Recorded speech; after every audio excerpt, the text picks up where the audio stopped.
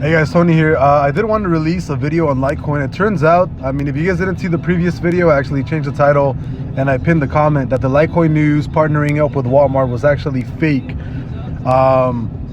It actually turned out that someone paid a couple of news sources to actually pump this information out and to pump the prices of not only Litecoin, but you saw the general movement on the overall crypto market just kind of rally, right? So that's kind of that's a big pump of 20, almost 30% 30% that you see from here.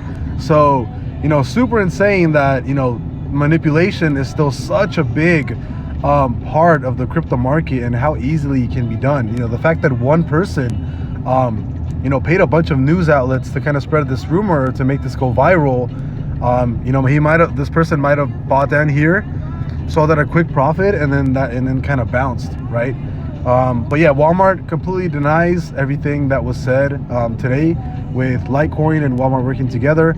But it's just unfortunate, right? Because you have a massive amount of hype going around this one subject, only to find out that the news is fake, and only to further find out that it was one person or maybe a couple of people that ended up paying a couple of news outlets, or maybe just make this go viral, to have this kind of fake pump and possibly for them to sell their bags, which is unfortunate, right? Because manipulation in crypto is still a very big thing, and obviously it's not going to go away. But we have to be better, especially myself, since I'm a creator, right? I have to be better about actually researching and checking my sources, and not just kind of pumping on the chain and looking at the first thing that I see, and then I'm like, oh, okay, this is the news, right? So I want to apologize for putting out fake news, because I don't want anybody to FOMO in or buy certain things after finding out that it's fake news, right? But again, super crazy. It's just crazy to think that one person with money